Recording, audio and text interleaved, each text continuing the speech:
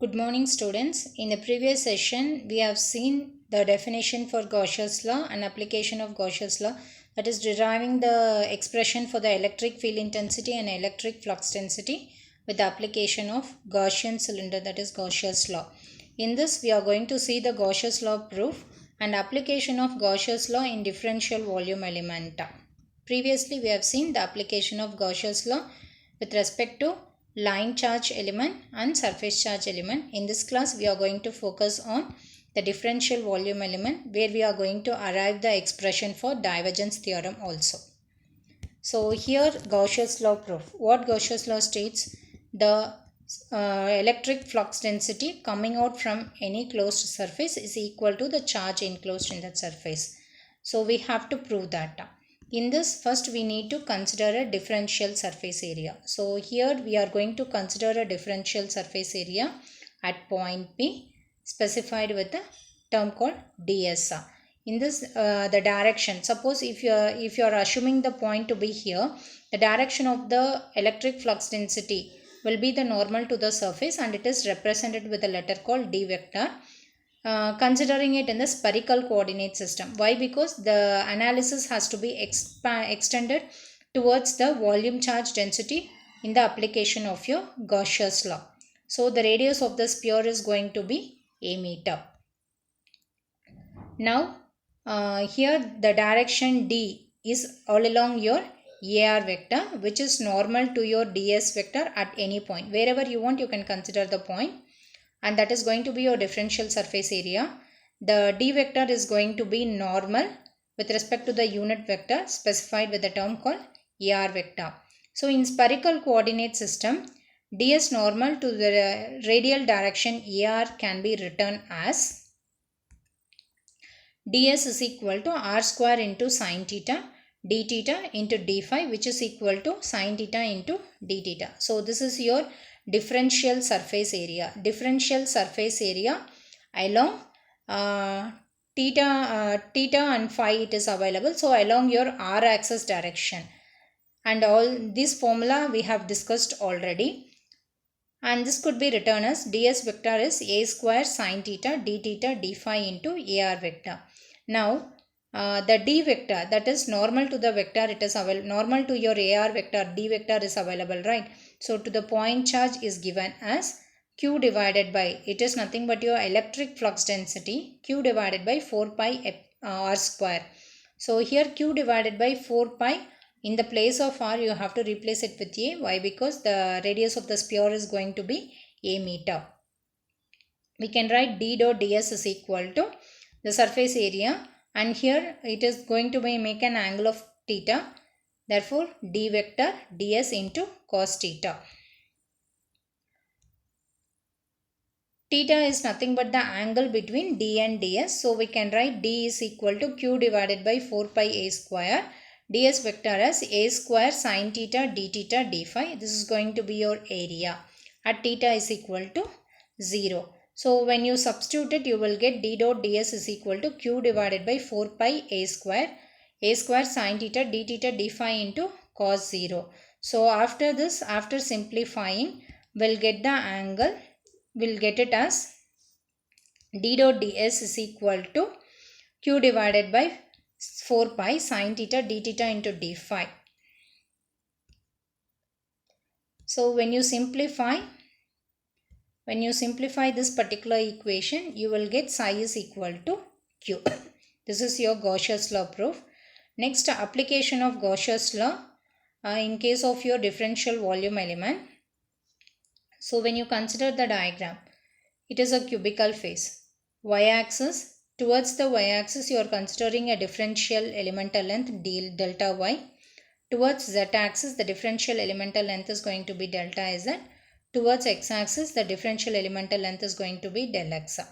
This is application of Gauss's law. So we want to identify the value of electric field intensity at all points on the charge spreader out. So it is your volume element. Differential volume element means it is represented with rho v, volume charge density, where the charges are distributed all along the complete volume of space.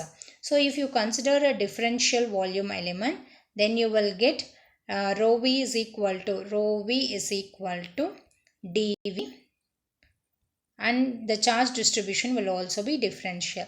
So when you consider a Gaussian cylinder of cubical phase, okay, the total electric flux density towards this cubical phase, towards this assumed Gaussian surface is going to be front phase electric flux density plus back phase electric flux density, left side, right side, top and bottom electric flux density. So it will be the total summation of all the flux densities on all sides. Here if you consider the front phase, front phase in the sense this is your cubical phase, right? So in this cubical phase, your front phase is going to be, this is your y axis and this is going to be your z axis. Okay, front phase area will come only z and y. So when you are going for identifying the differential surface area along x axis, so you will get del y into del z. You will get del y into del z, and the direction is going to be ax because it is going to be the differential surface area along the x axis. So d is equal to d front into constant. It is your front phase electric flux density. After solving, you will get d front del y del z. The same thing if you consider it for your back phase. So when you consider it for the back phase electric flux density will be dou dx by dou x, but it is going to work out only for del x by 2 because from the centroid point, if you consider the distance at the back, it is going to be del x divided by 2. Therefore, by adding your front phase and back phase electric flux density, you will get the total electric flux density to be, the total electric flux density towards front phase and back phase electric flux density to be del x dou x by dou y plus dou y by dou z, del x, del y and del z. Similarly, if you write front phase and back phase, the total electric flux density is going to be dou dx by dou x, del x, del y, del z. Similarly, if you write it for front and back, by similarity only you can write it. This is your cubical phase.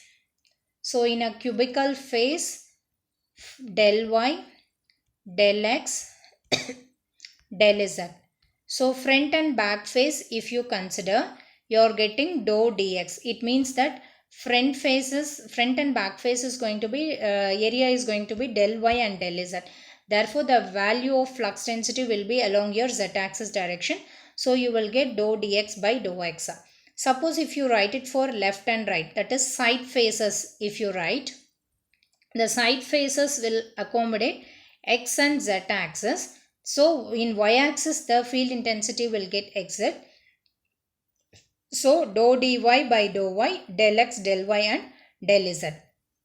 If you consider the top face and bottom face, the top face and bottom face will accommodate the area del y and del x. So del z will be there. So this is going to be the top face and bottom face electric flux density. So when you add the total electric flux densities, you will get integral over the closed surface.